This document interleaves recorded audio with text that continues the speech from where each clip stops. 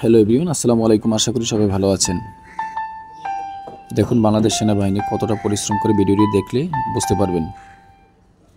যারা দুর্গম এলাকায়, বেশি করে পার্বত্য এলাকায় বসবাস করে তারাই এই দৃশ্যটি দেখতে পায়।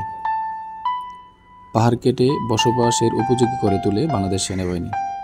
একটা সেনা সৈনিক কতটা পরিশ্রম করে নিজে চোখে না দেখলে বুঝতে পারবেন না। অনেকের প্রশ্ন থাকে, বাংলাদেশ সেনাবাহিনী মনে হয় বসে বসে খায় বা সরকার এমনি এমনি বেতন দেয়, এত ফ্যাসিলিটি পাই। আসলে কেন ফ্যাসিলিটি পাই বা কেনই বা সরকার ফ্যাসিলিটি দেয়, ভিডিওটি দেখলে বুঝতে পারবেন